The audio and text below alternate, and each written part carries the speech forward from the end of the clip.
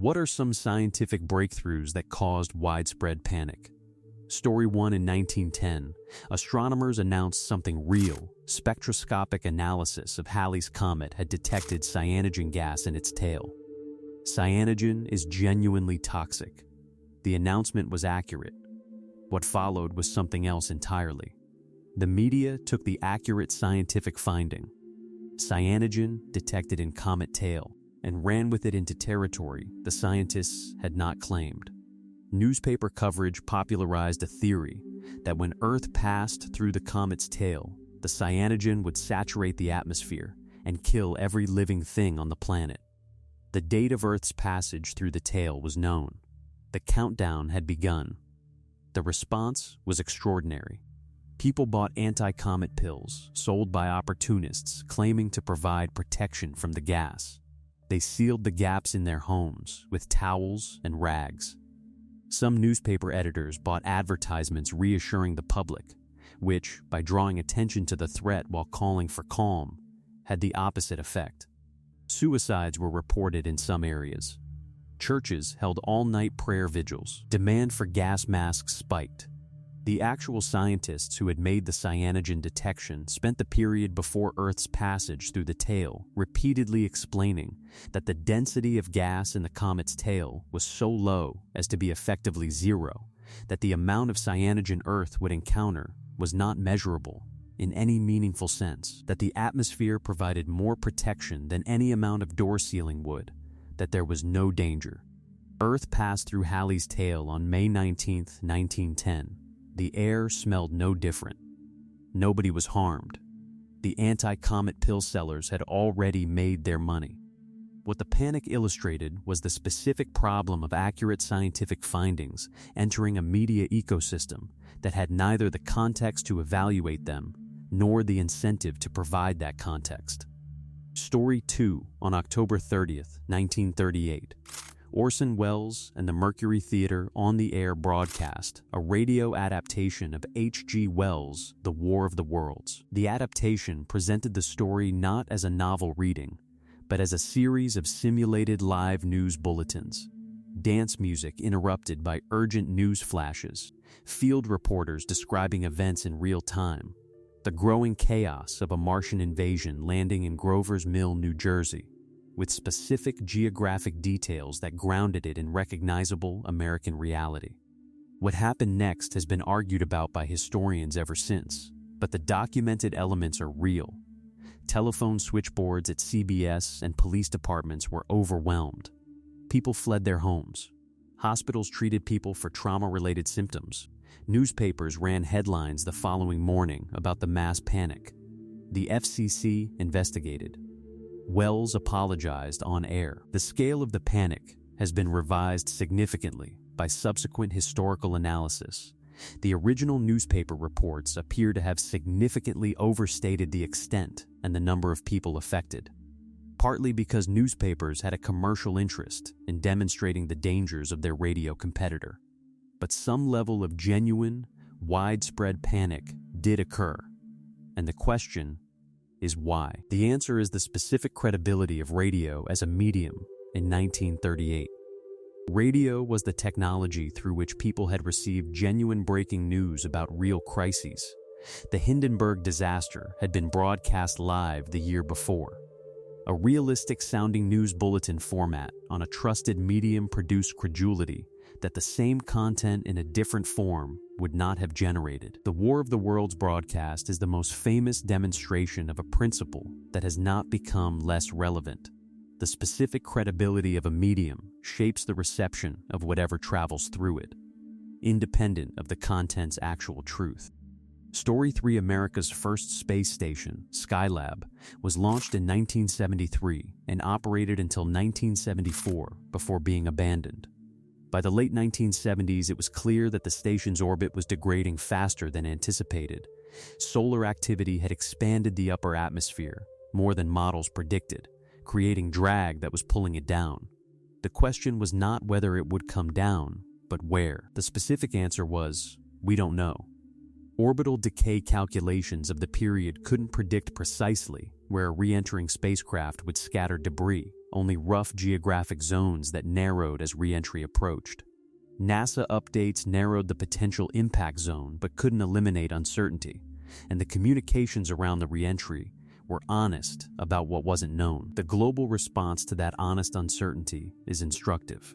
In Australia, which was in the potential debris path, the Shire of Esperance issued Skylab a fine for littering, a publicity stunt, but one that reflects the mood. Some Americans purchased Skylab helmets, construction hard hats with Skylab survival kit labels, as both genuine anxiety response and satirical comment on the situation. Insurance companies offered Skylab re-entry policies. The San Francisco Examiner offered a $10,000 prize for the first piece of Skylab debris brought to its offices. Skylab re-entered on July 11, 1979, scattering debris across a largely unpopulated area of Western Australia. Nobody was killed. Nobody was injured. The largest piece brought to the Examiner won the prize. The debris that landed in Australia became souvenirs. What the Skylab panic illustrates is something different from most items on this list. The anxiety was not about technology being dangerous in principle, but about the specific experience of knowing something is coming and not knowing where it will land. Uncertainty about outcome, not the technology itself, drove the response. Story 4 in 1499, German astrologer Johannes Stoffler published an almanac predicting that the conjunction of multiple planets in the constellation Pisces in February 1524 would produce a catastrophic deluge, a second great flood that would destroy civilization. He had 24 years to be proven wrong, and in the meantime, the prediction spread across Europe. The response, in the years and months before the predicted date, was specific and documented. In Toulouse, a local dignitary named Count von Igelheim built a 3-story ark and stocked it with provisions.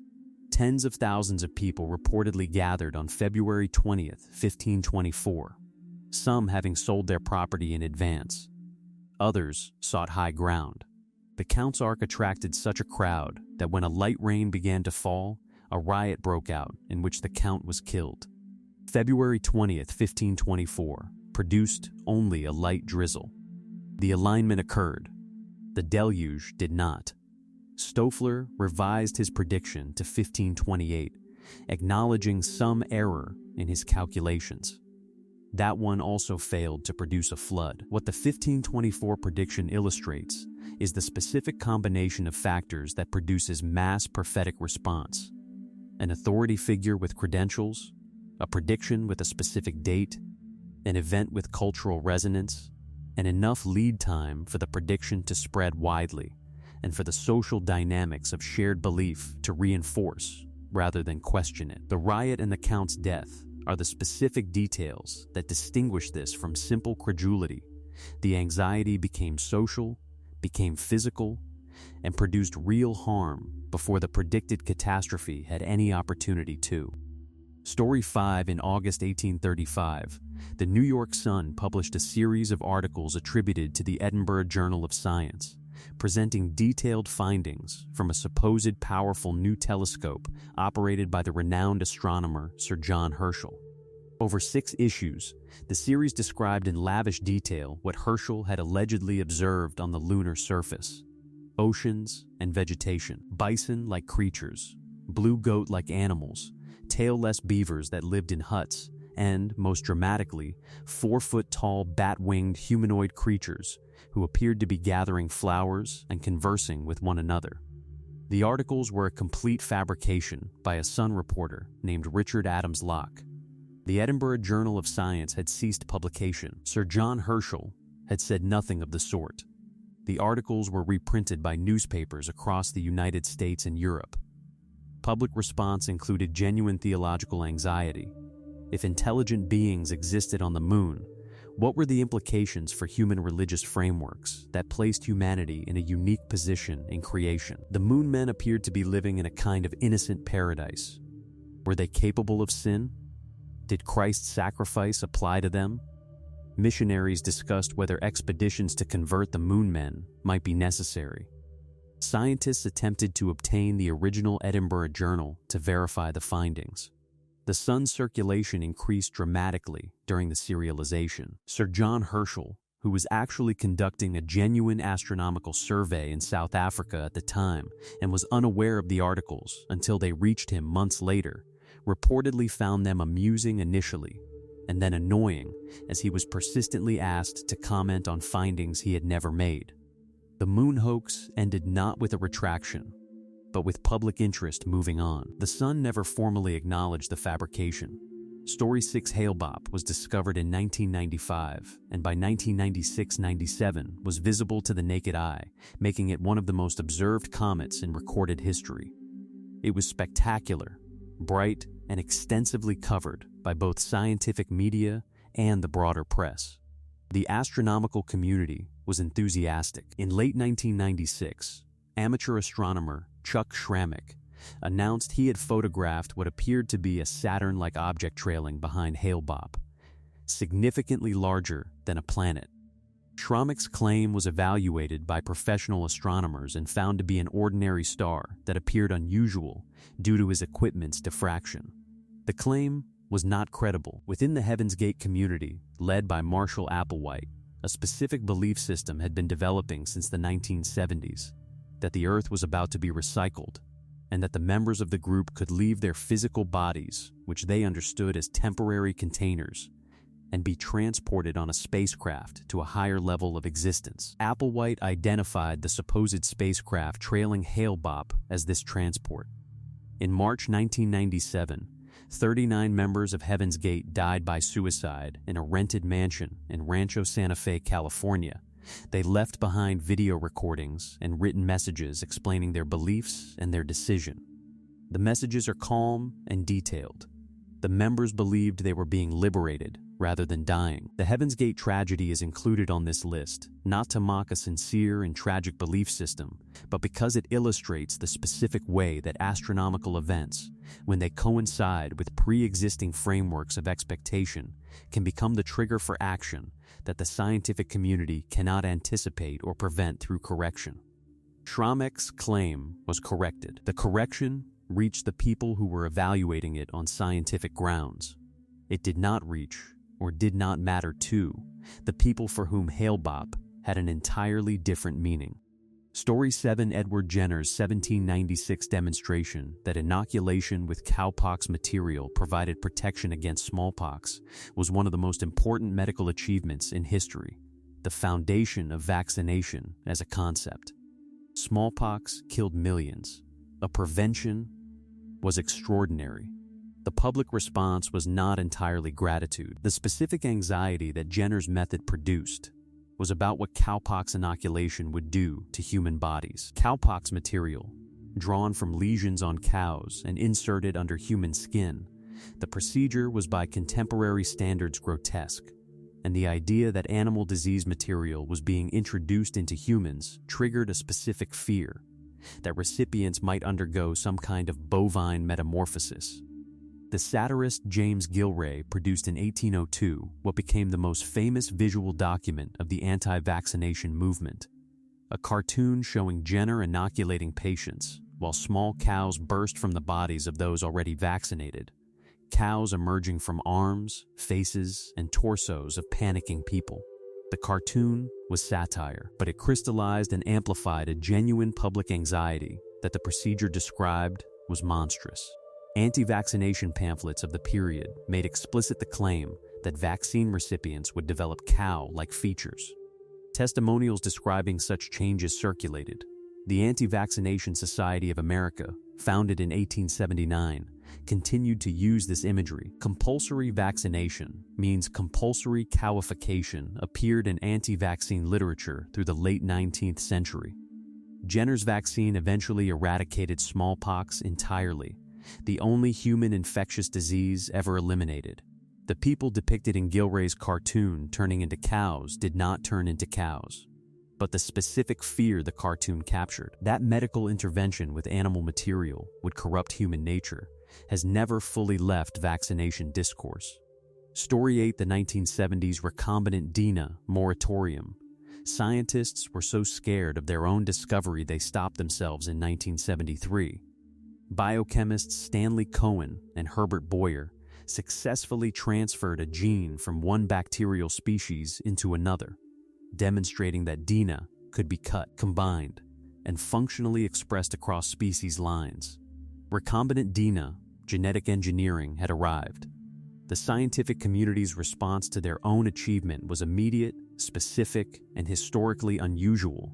They became frightened of what they were doing and asked each other whether they should stop. The specific fear was accidental creation of pathogenic organisms. E. coli, the bacterium most commonly used in early recombinant DNA research, lives in the human gut. If E. coli were accidentally modified to carry genes conferring antibiotic resistance, cancer-causing potential, or increased virulence, and if that modified bacterium escaped the laboratory, the consequences could be severe and irreversible. The researchers understood this. They were working with it in their own bodies, in bacteria that live in their digestive tracts.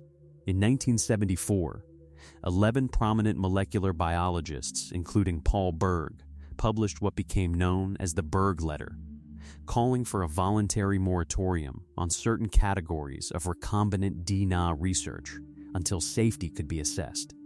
The international scientific community largely complied. The Asilomar Conference in February 1975 brought together scientists, lawyers, and journalists to establish safety protocols.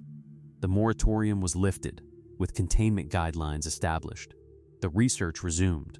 What made this episode historically remarkable is that the people most capable of the scientific work were the ones who stopped it, not from external pressure, not from government mandate, from their own assessment that they needed to understand the risk before proceeding.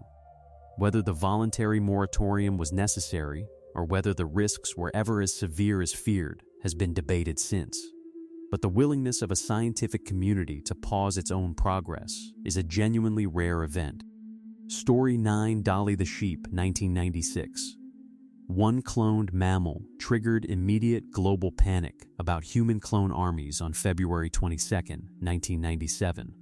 The announcement that Dolly, a sheep cloned from an adult cell at the Roslin Institute in Scotland, had been born 7 months earlier, produced one of the most rapid policy responses to a scientific development in modern history. Within weeks, multiple governments had moved to ban human reproductive cloning.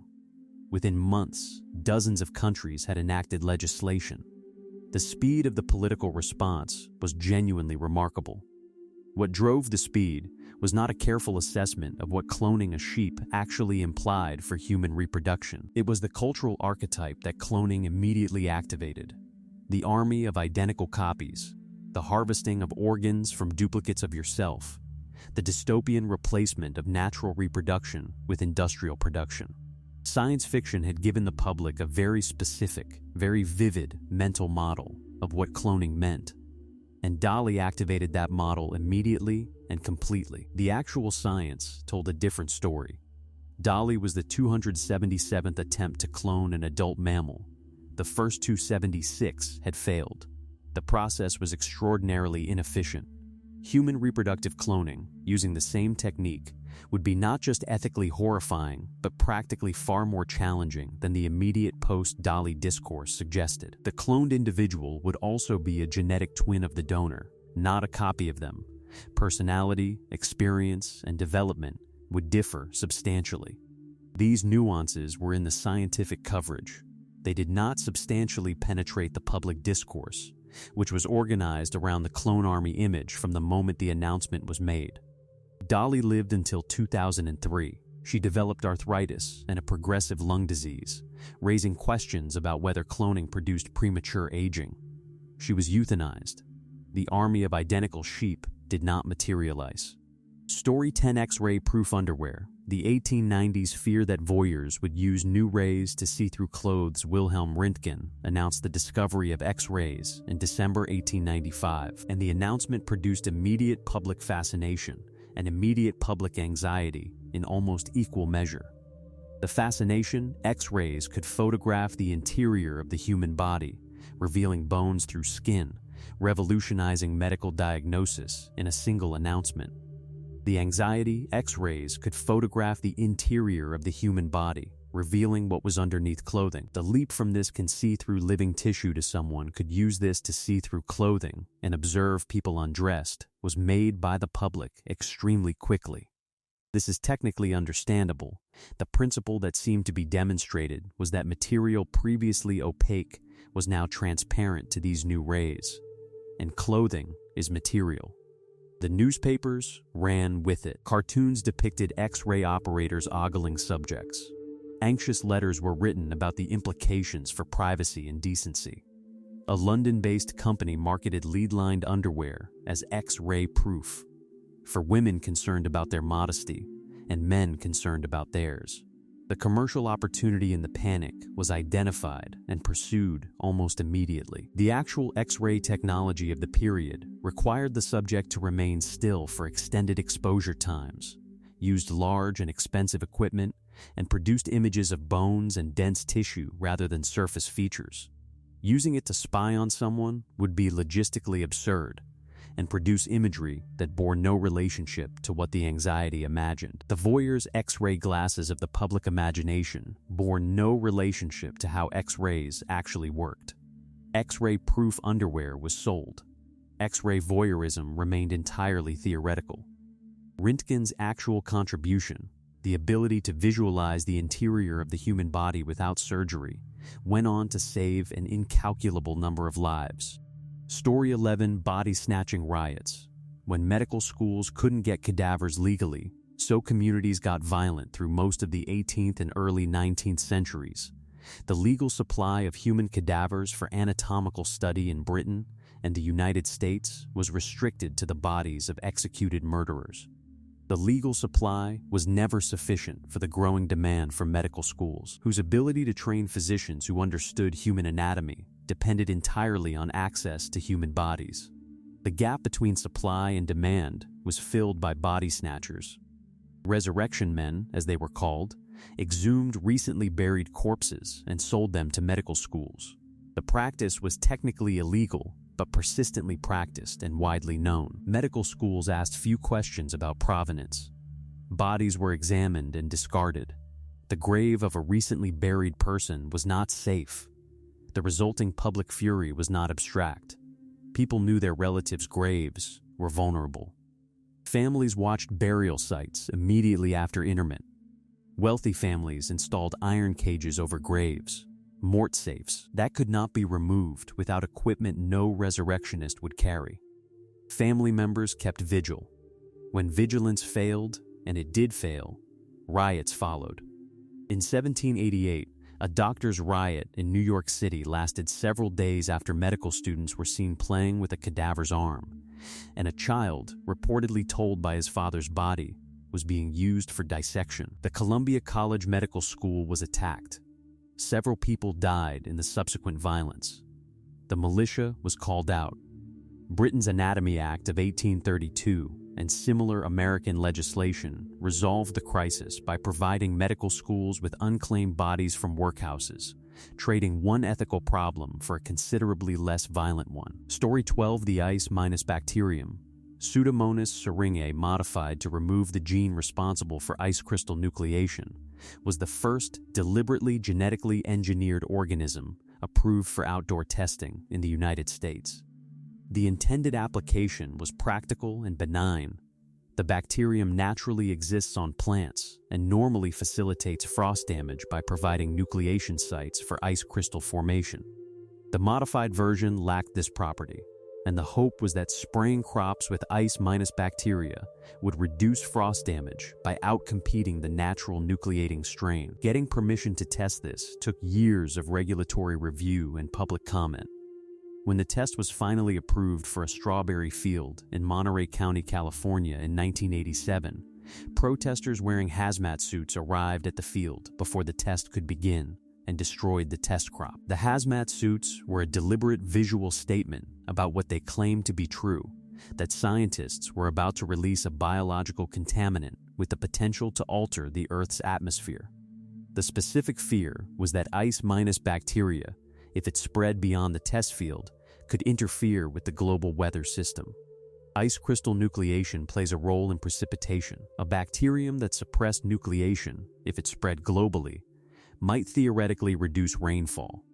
The scientific assessment was that this fear was not supported by the evidence. The modified bacterium had reduced competitive fitness compared to the natural strain and was unlikely to spread or persist significantly beyond the test site. The outdoor test eventually proceeded after replanting, with monitoring that confirmed the bacteria remained localized.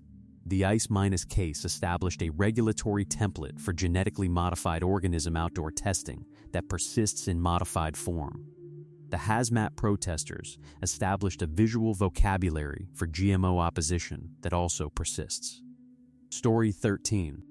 The flavor saver tomato, developed by Californian biotech company Calgene and approved by the FDA in 1994, was the first commercially grown genetically modified food in the United States. The modification was specific and genuinely useful. A gene that contributed to the softening of ripe tomatoes was silenced, allowing the tomatoes to be vine-ripened for longer without becoming too soft to ship. The result was a tomato that could be allowed to develop fuller flavor before harvesting without the traditional compromise of picking underripe tomatoes that would harden in transit.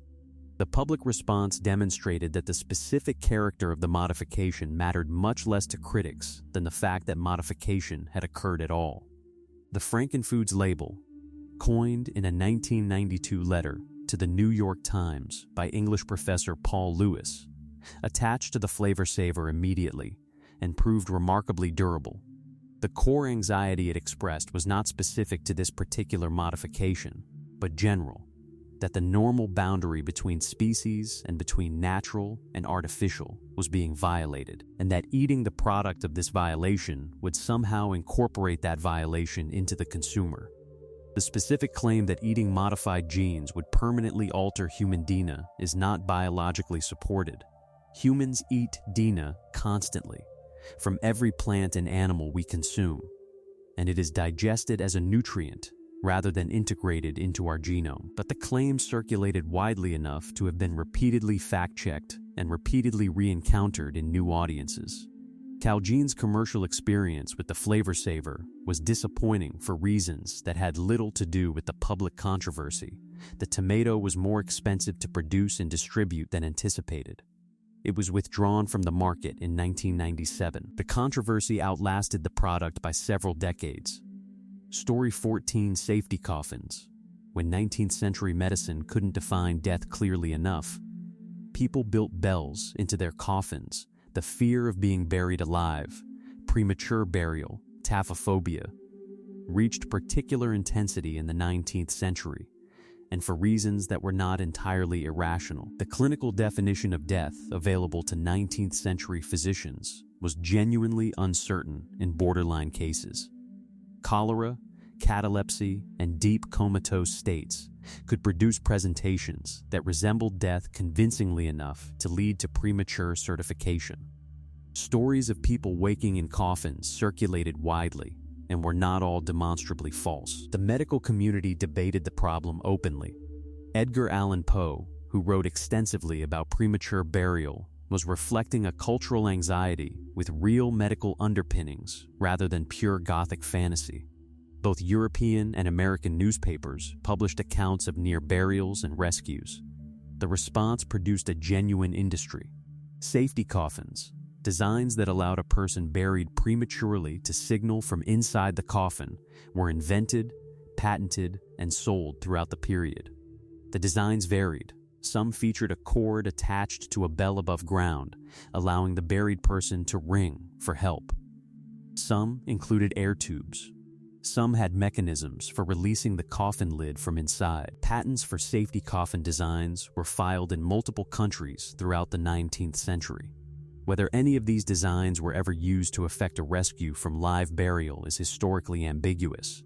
No well-documented case of a safety coffin actually saving a prematurely buried person appears to exist. The anxiety they addressed was real. The threat they were designed against may have been overstated, but the specific discomfort of being unable to draw a clean line between alive and dead produced enough commercial demand to sustain an industry.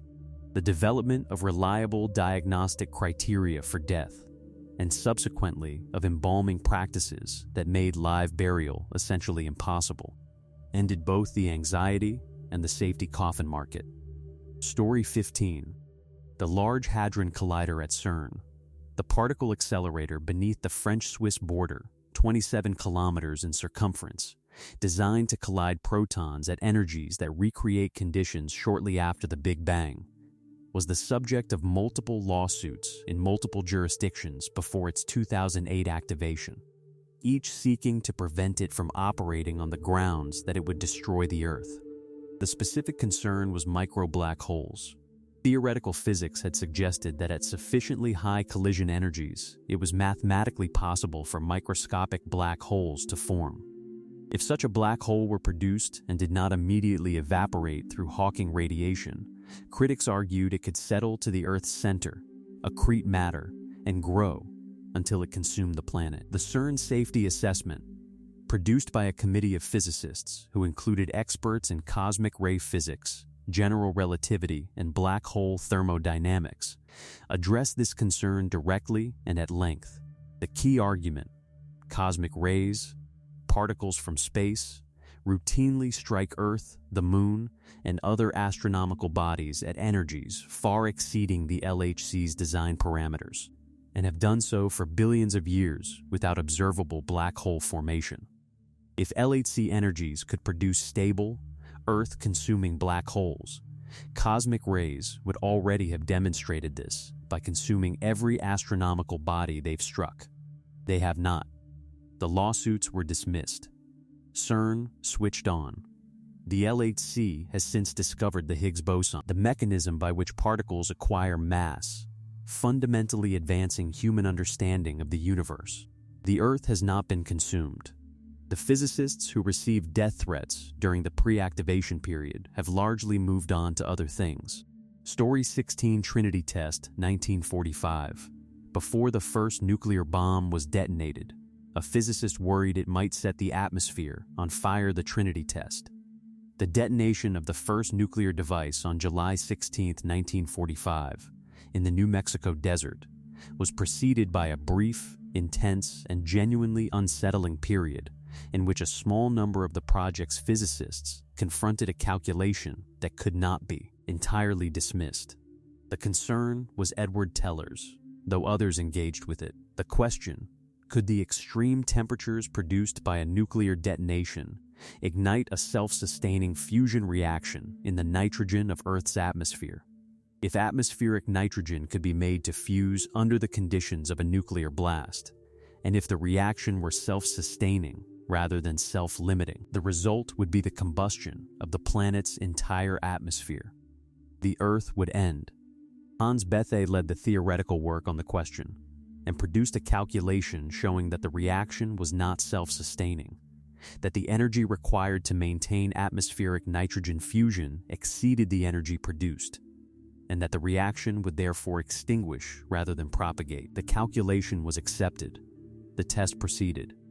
What makes this specific episode significant is not that the concern was well-founded. Subsequent analysis has confirmed Bethe's conclusion, but that the people detonating the first nuclear weapon were working with a calculation rather than certainty, in a domain where the consequences of being wrong were total and irreversible. Enrico Fermi reportedly offered to take side bets on whether the atmosphere would ignite, at varying odds, as what appears to have been a dark joke. The Trinity device detonated at 5:29 and Mountain Wartime. The atmosphere did not ignite. The age of nuclear weapons began. Story 17 Strontium-90 in baby teeth. When nuclear testing put radioactivity into children's bones and parents found out strontium-90 is a radioactive isotope produced by nuclear fission that did not exist in significant quantities in the environment before nuclear weapons testing began in 1945. It behaves chemically like calcium, which means when it enters the food chain through fallout settling on grass consumed by dairy cows, it is incorporated into cow's milk, and from there into the developing bones and teeth of children who drink milk. By the late 1950s, scientists were measuring strontium-90 in children's baby teeth using them as indicators of how much radioactive fallout was being incorporated into children's bodies. The Baby Tooth Survey, organized partly by the Greater St. Louis Citizens Committee for Nuclear Information, collected hundreds of thousands of baby teeth from children born across the period of heaviest atmospheric testing and measured their strontium-90 content. The results showed a clear correlation between year of birth and radioactive contamination. The panic this produced was real and substantiated. Parents understood that when their child lost a tooth, they could see with their own eyes that it had been affected by something, that the radioactivity in that tooth reflected radioactivity deposited in all their child's calcium-containing tissues. The abstract government assurance that nuclear testing was safe had a concrete counter-evidence in the dentist's office. The Baby Tooth Survey's findings contributed directly to public pressure that led to the 1963 Partial Nuclear Test Ban Treaty, which moved testing underground and dramatically reduced atmospheric contamination. The strontium-90 levels in children's teeth declined sharply thereafter.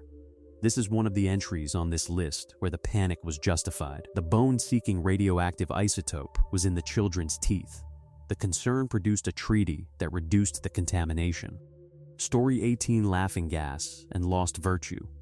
The 18th century fear that anesthesia would morally corrupt surgery patients' nitrous oxide was synthesized by Joseph Priestley in 1772, and its anesthetic properties were documented by Humphrey Davy in 1800. Its early use in popular public demonstrations, at which audiences inhaled it for entertainment, and the resulting euphoria and disinhibited behavior were observed as spectacle, gave it a specific public character before it became a medical tool. The character it acquired was associated with loss of control.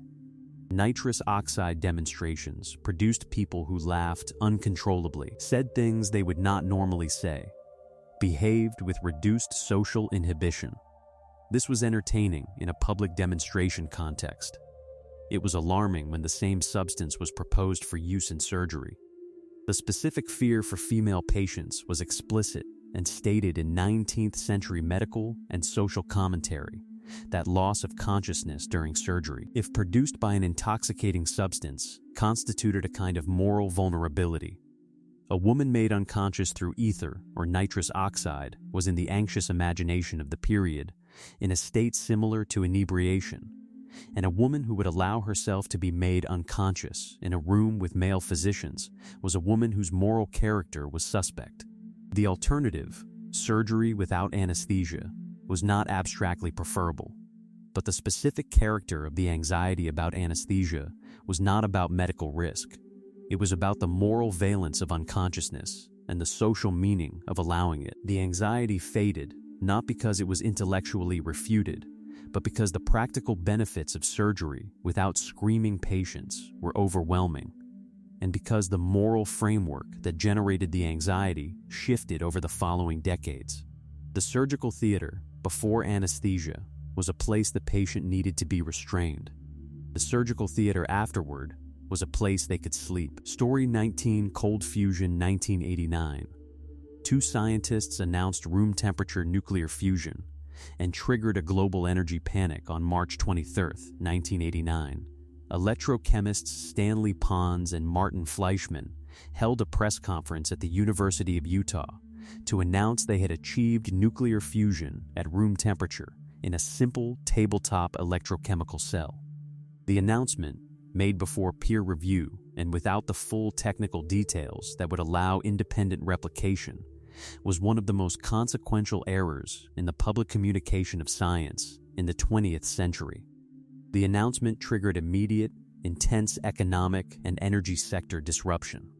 If cold fusion worked, if nuclear energy could be produced from water and a palladium electrode on a laboratory bench, the implications for energy economics, national security, fossil fuel markets, and geopolitics were almost total. Investment interest in cold fusion was immediate. The Department of Energy convened a review.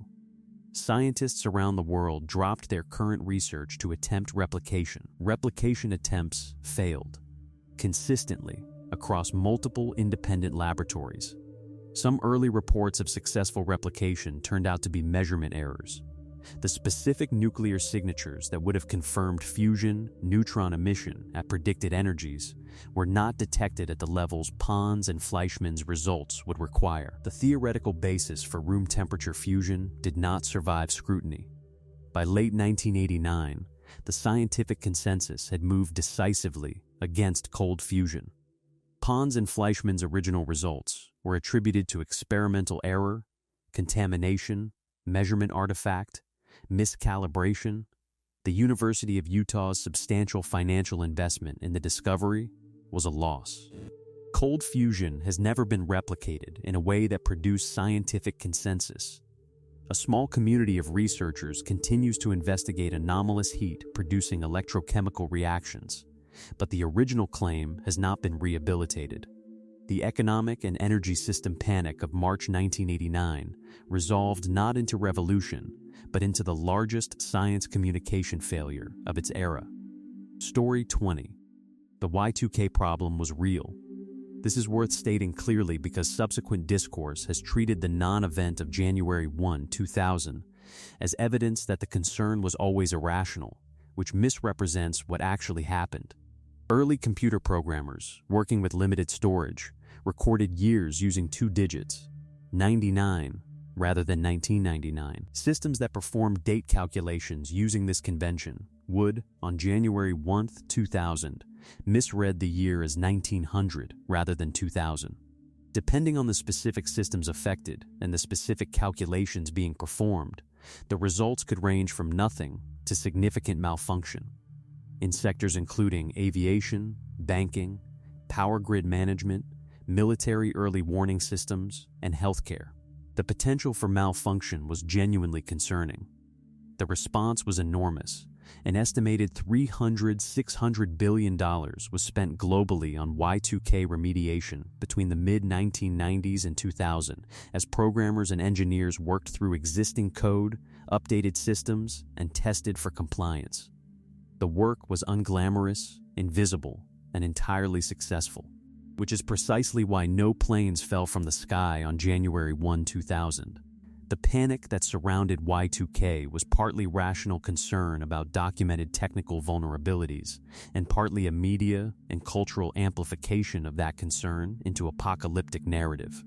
People did stockpile food and water. People did withdraw cash. Survivalist communities saw a membership surge. None of the catastrophic scenarios materialized.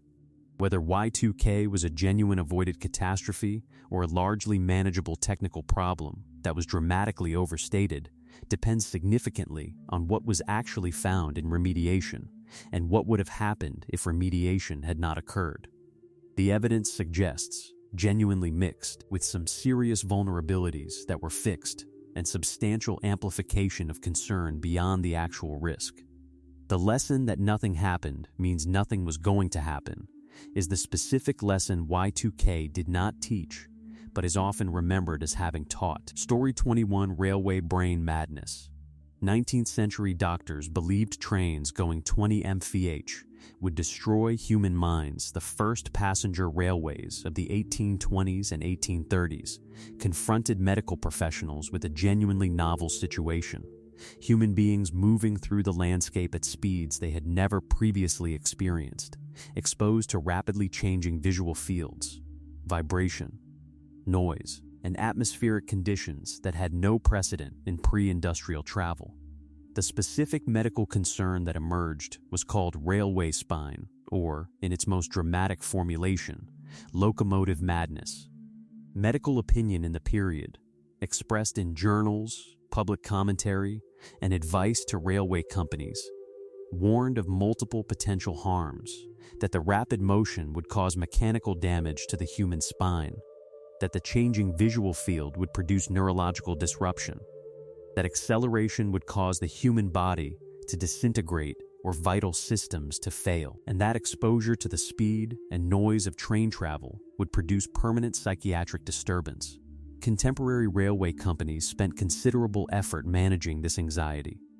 Early carriages were designed to minimize the perception of speed.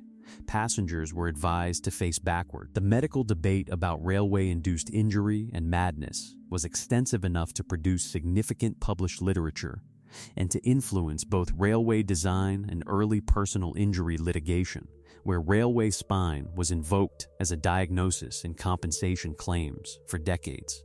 The medical consensus, such as it was, evolved in line with the accumulation of passenger experience, as millions of passengers rode railways at speeds that accelerated from 20 miles per hour to 60 and beyond without epidemic spine damage or psychiatric collapse. The specific fears of the early railway era became historical curiosities. What the Railway Madness episode illustrates is the specific difficulty of predicting the physiological consequences of genuinely novel human experiences from theoretical reasoning alone. Story 22: The AC/DC War.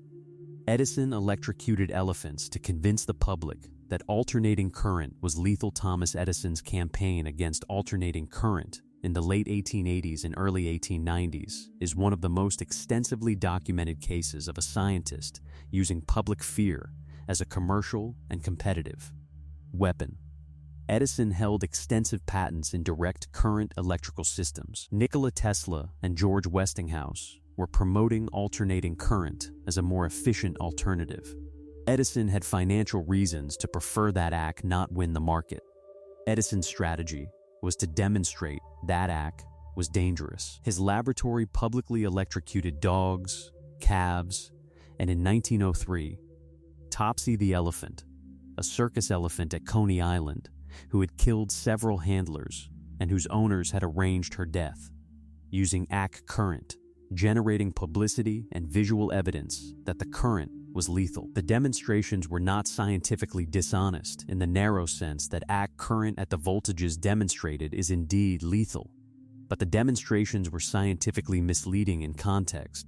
DC current at equivalent voltages is equally lethal, and the practical household deployment of AC power at lower voltages with appropriate insulation did not expose users to the voltages being used in the demonstrations. Edison also worked to have AC adopted for New York State's new electric chair, the logic being that association of AC current with the state-sanctioned execution of criminals would reinforce its public image as a death technology. The electric chair was adopted. The executioner's AC power source was referred to in some quarters as being Westinghoused. AC won the market anyway. The ability to transform AC to high voltages for efficient transmission and back down to household voltages made it practically superior for distributing electricity across distances. Edison's fear campaign delayed the transition, but did not prevent it. The electrical infrastructure of the modern world runs on AC. Story 23: Exploding telephones. When the phone line was believed to carry poison and lightning into your ear, the telephone entered American and European homes in the 1880s and 1890s as a technology that most of its new users had essentially no framework for understanding. Electricity was itself a relatively recent and not fully understood phenomenon. The idea that human speech could travel through a wire was genuinely strange, and the mechanisms by which it worked were not legible to most members of the public who encountered it. The specific anxieties that emerged were several. During thunderstorms, telephone users were concerned that lightning traveling along telephone wires could enter the ear of a person using the receiver, a concern that was not entirely irrational, as the metal wiring of telegraph and telephone networks could conduct atmospheric electricity, and telephone companies did install lightning arresters for this reason. Early telephone advice literature addressed the question of thunder and telephones directly. A second concern was that electrical transmission through the wire carried with it some form of vapor or emanation that could harm the listener. Telephone receivers were sold with protective filters claiming to prevent telephone fumes from reaching the user. The germ theory of disease was still relatively new in the 1880s, and the possibility that disease could travel through telephone lines, or that the close application of a mouthpiece to a face could transmit something, was a legitimate concern about shared equipment rather than a pure superstition. The telephone also produced anxieties about voice and identity. If a person's voice could travel through a wire, what was a voice? Was it possible to deceive or be deceived through this medium in ways that were not possible face-to-face?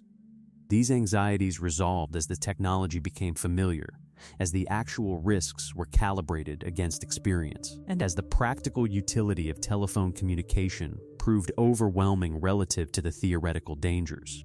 Story 24, Cell Phone Brain Tumors, the cancer scare that sold protective cases and changed how we hold our phones. The concern that radio frequency radiation from mobile phones, held against the head for extended periods, might cause brain tumors became a significant public health question in the 1990s and has generated more epidemiological research than almost any other environmental health question of the past 30 years. The concern was not irrational in its initial framing. Radio frequency radiation does interact with biological tissue. It is the basis of microwave cooking. Placing a device that emits radio frequency radiation against the head for many minutes daily raises a legitimate question about whether the tissue of the head absorbs energy at levels that matter for health outcomes. What the research has found across several large international studies, including the 13-country Interphone study and the Million Women study in the UK, is consistently negative. No statistically significant association between mobile phone use and brain tumor incidence at the population level. The largest and longest studies, following populations across the period of greatest increase in mobile phone use, have not found the cancer epidemic that the ARF radiation concern would predict. The scientific consensus, as of current knowledge, is that mobile phones as used do not appear to cause brain tumors. This consensus is not unanimous. Some researchers continue to raise concerns about specific subgroups or specific usage patterns, but the weight of evidence from the largest available studies does not support the feared association. The concern produced significant research investment, changes to phone design to reduce ARF exposure during calls, the rise of headset and speakerphone usage, specific absorption rate labeling requirements for phones, and a commercial market for protective cases and shields making claims that exceed the scientific evidence. The phones appear safe. The research established this at significant cost and effort. That's how safety questions should be settled. Story 25, Radio Waves and the Weather. The 1920s belief that broadcasting was destroying the climate. The rapid expansion of radio broadcasting in the early 1920s coincided with a period of unusual weather in several regions of the United States and Europe, and the human tendency to find causal explanations for unusual phenomena produced a specific, widely discussed, and entirely incorrect theory that radio waves were disturbing the atmosphere and causing the weather anomalies. The specific mechanism proposed varied by commentator. Some claimed that the electromagnetic radiation of radio broadcasting was disrupting the electrical charge balance of the atmosphere, interfering with the natural processes by which clouds formed and precipitation occurred. Some claimed that the combined energy of thousands of transmitters was heating the upper atmosphere in ways that disrupted weather patterns. Some simply noted the correlation between the spread of radio and the unusual weather and proposed the obvious causation. The theory was discussed in newspapers, raised in government inquiries, and seriously considered by some meteorologists before being dismissed by others. It produced genuine public concern. If radio broadcasting was causing drought, should broadcasting be limited? If radio towers were disrupting rainfall, was their location affecting agricultural yields? Meteorological science was less developed in the 1920s than it is today, and attributing unusual weather events to specific identifiable causes was correspondingly more difficult to do rigorously. The radio weather hypothesis resolved not through definitive experimental refutation, but through the accumulation of evidence that weather patterns bore no systematic relationship to broadcasting infrastructure, and through improvements in meteorological understanding that provided better explanations for the observed variability. The specific claim that human communication technology was altering the weather was wrong in 1920. The specific claim that human industrial activity is altering the climate is well supported by the subsequent century of evidence. The two claims are not equivalent. Story 26, Telegraph Wires and Dead Crops. American farmers believed the lines were draining the Earth's vital force when telegraph lines were strung across rural America beginning in the 1840s. They crossed through agricultural land, whose owners had no framework for understanding what they were. The telegraph used the earth itself as one conductor. A single wire carried the signal in one direction, and the ground return completed the circuit. Rural communities were therefore living with infrastructure that was, quite literally, using their land as an electrical component.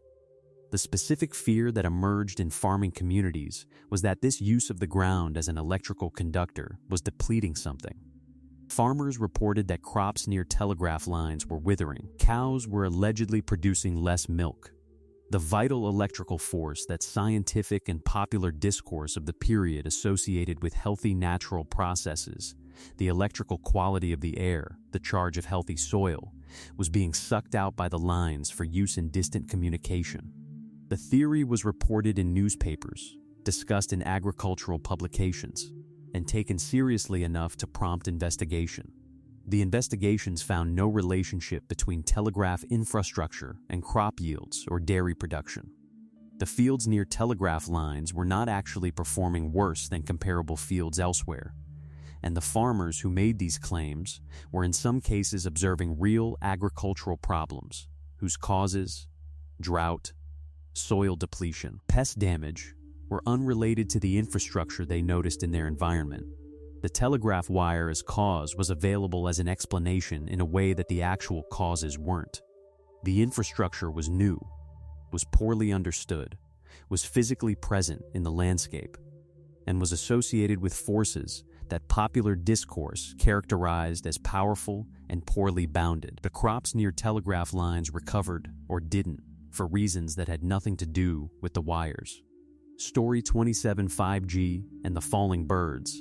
How a cell network upgrade became blamed for a pandemic, and vandalism erupted. The rollout of 5G cellular networks beginning in 2019 produced one of the faster-moving technology panic episodes in recent history, accelerated by social media in ways that previous technology anxieties were not. The specific claims that circulated varied in their content but shared a structure. 5G frequencies were biologically harmful.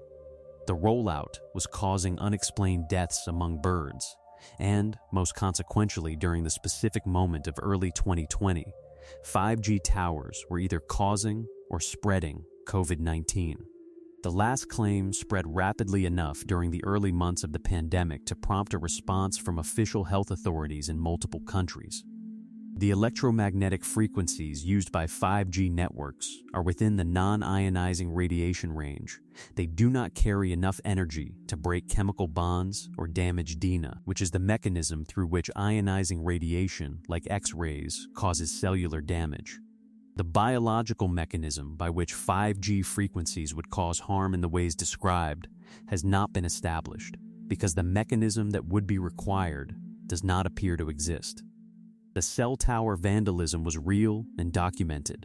Towers were set fire to and otherwise damaged in the UK, the Netherlands, Belgium, and other countries during 2020. Telecom workers received threats. Towers providing service for emergency communication were among those damaged. The birds falling from the sky element of the 5G panic latched on to documented events, mass bird deaths in various locations that had specific, investigated, and in most cases unrelated causes, including extreme weather events and other local factors. 5G infrastructure is deployed. Birds continue to fly. The pandemic had a well-documented viral cause. Story 28: The Phonograph and the Stolen Soul. When the first audio recording machine was thought to capture pieces of people, Thomas Edison's phonograph, demonstrated publicly in 1877, did something that had no analog in human experience. It captured sound and reproduced it. A person spoke into the machine recorded something, and then, exactly as they had spoken, in their recognizable voice, the machine reproduced what had been said. The dead voice of a person could be heard.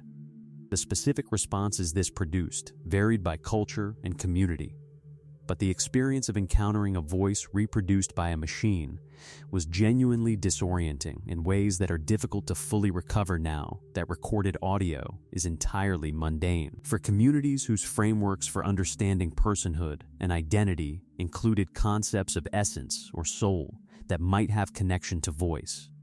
The phonograph raised specific questions. In some communities, the claim circulated that the phonograph was capturing and retaining some piece of the speaker, not just recording the acoustic event, but trapping some essential quality of the person in the machine.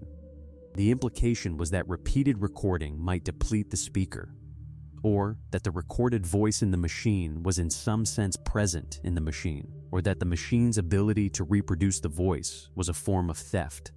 The more practical version of the anxiety that mechanical reproduction of voice would make human vocal performance obsolete was expressed by professional musicians and performers who correctly anticipated that recording technology would change the economics of their profession, though not quite in the direction that immediate concern suggested.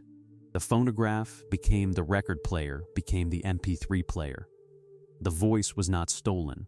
The soul was not captured. The music industry was transformed in ways that neither the people who feared the phonograph nor the people who celebrated it could precisely have predicted. Story 29, Global Cooling, 1970s. When climate science predicted an ice age, and the media ran with it the claim that 1970s climate science predicted global cooling and an impending ice age, and that this prediction was taken as seriously as contemporary climate change predictions, is frequently made in climate change debates and is worth examining with some precision. What was actually happening in 1970s climate research? Scientists were simultaneously documenting a warming trend driven by greenhouse gas accumulation and a cooling effect from aerosol pollution, tiny particles from industrial emissions that reflect sunlight. Some papers in the period, working with preliminary data, raised the possibility that the aerosol cooling effect might dominate the greenhouse warming in the near term, producing a net cooling. The media amplification of these findings was, in some cases, dramatic. A 1975 Newsweek article titled "The Cooling World" is the most frequently cited. Individual papers raising cooling possibilities received disproportionate attention relative to their standing in the scientific literature. What the scientific literature of the period actually showed, when examined comprehensively, is not what the scientists' predicted cooling narrative suggests. A 2008 survey by Peterson, Connolly, and Fleck found that of peer-reviewed papers from 1965 to 1979 that took a position on global temperature trends, the majority predicted warming rather than cooling by a significant margin.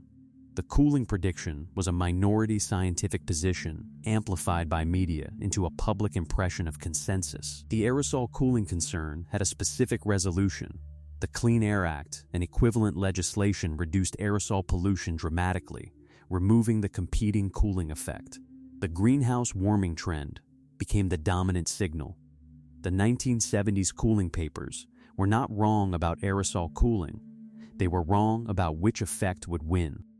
Story 30, ENIAC, 1945. The first computer arrived and headlines declared human brains would become obsolete. ENIAC, the electronic numerical integrator and computer, was unveiled to the public in February 1946. It filled a room, weighed 30 tons, and could perform calculations at a speed that no human mathematician could approach, computing ballistic trajectories and similar numerical problems in minutes that would have taken teams of human calculators days or weeks. The press response established a template for public discourse about computing that has proven remarkably durable. The new machine was described as an electronic brain, as a thinking machine, as a device that could reason. The specific language chosen by journalists and publicists to make the machine comprehensible to a lay audience was the language of human cognition, and the specific implication of that language was that the machine was doing something that humans do, only faster. The anxious corollary followed immediately. If the machine could calculate faster than humans, and if calculation was a form of thinking, then human thinking was now competed. The fear that human brains would become obsolete, that the specific cognitive functions that gave humans their economic and existential value were now replicable by electronics, appeared in headlines within days of ENIAC's public demonstration. The calculation that ENIAC was performing was arithmetic at speed. Arithmetic at speed is useful. It is not cognition in the sense that the electronic brain coverage implied, and the gap between useful fast arithmetic and general human intelligence was, in 1946, essentially the entire problem of artificial intelligence, which would take decades of research to partially address and which remains partially unresolved. The specific fear, human brains obsolete, activated a template that has been reactivated with each subsequent generation of computing capability. The template is activated again now. Story 31, the ozone hole. The scientific discovery that was genuinely terrifying and was successfully addressed the discovery of the Antarctic ozone hole. Confirmed in 1985 by British Antarctic Survey researchers Joseph Farman, Brian Gardner, and Jonathan Shanklin, was a genuinely alarming scientific finding, and the public concern it produced was not a panic detached from evidence. It was a reasonable response to a documented serious threat. The ozone layer in the stratosphere absorbs ultraviolet radiation, specifically UV radiation, that would otherwise reach Earth's surface at levels harmful to life. The finding that chlorofluorocarbons, used widely in refrigerants and aerosol propellants, were destroying stratospheric ozone was both scientifically robust and practically urgent. The models predicting ozone depletion were confirmed by satellite and ground measurement. The chemistry explaining the mechanism was worked out. The connection to human product use was established.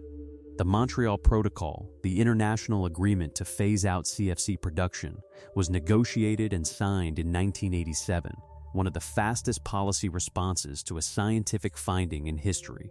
Virtually every nation in the world has ratified it. CFC production has been reduced by more than 98% from peak levels. The ozone hole response is one of the more successful examples of scientific alarm translating into effective policy action. The ozone layer is recovering slowly on a timescale of decades, but measurably because the agreement was implemented. The ozone hole is on a list of scientific panics, not because the panic was wrong, but because it illustrates what a functional response to genuine scientific alarm can look like. The science was communicated clearly. The concern was proportionate to the evidence. The political response was internationally coordinated. And the intervention is working. Not every item on this list ends this way. Story 32, the 2023 AI Extinction Letter. When tech executives signed a letter comparing their own product to nuclear war in March 2023, an open letter calling for a 6-month pause on AI development beyond GP4 was published by the Future of Life Institute and signed by over 1,000 people, including Elon Musk, Steve Wozniak, and various AI researchers. The letter argued that AI systems with human competitive intelligence posed profound risks to society and humanity and called for external regulation. In May 2023, a statement signed by leading AI figures including Sam Altman of OpenAI, Demis Hassabis of Google DeepMind, and Geoffrey Hinton stated that mitigating the risk of extinction from AI should be a global priority alongside other societal scale risks such as pandemics and nuclear war. The specific quality that distinguishes these statements from previous technology alarmism is that they came partly from the people building the technology. Hinton had left Google specifically to be able to speak freely about his concerns. Altman was simultaneously leading the organization, advancing the technology at the fastest pace, and signing letters about extinction risk. Whether the concerns are well-founded depends on a set of contested questions about AI capability trajectories, alignment difficulty, and timelines that the relevant research community genuinely disagrees about. The statement that extinction risk from AI is comparable to nuclear war risk is a specific empirical claim about probability and magnitude that some AI researchers endorse and others consider overstated. What the 2023 AI Alarm episode definitively illustrates is that the relationship between technological development and concern about that development is now occurring simultaneously within the same people, at the same institutions, at the same time. The scientists aren't reacting to someone else's discovery. They're reacting to their own. Story 33, the Malthusian Trap. the mathematical theory that convinced 19th century governments that helping the poor would cause famine. Thomas Malthus published an essay on the principle of population in 1798. And the argument it made was simple enough to be stated precisely. Human population grows geometrically, doubling at regular intervals when conditions allow. Food production grows arithmetically, adding fixed increments regardless of conditions. The gap between geometric population growth and arithmetic food growth will therefore inevitably and mathematically produce famine that returns population to sustainable levels. The argument's specific policy implication was stated by Malthus explicitly and became central to British poor law debate for decades. If you improve the condition of the poor, if you provide them food, support their families, reduce their mortality, you enable them to have more children, which increases the population, which creates the famine that kills them anyway. Charity to the poor delays and amplifies the catastrophe rather than preventing it. This argument influenced the 1834 Poor Law Amendment Act, which deliberately made workhouse conditions harsh enough to deter all but the truly desperate from seeking support. The principle being that discouraging poor relief was discouraging population growth, and therefore preventing famine. The specific empirical prediction of Malthus's model that population growth would outstrip food production and produce mass famine has not been borne out at the global level.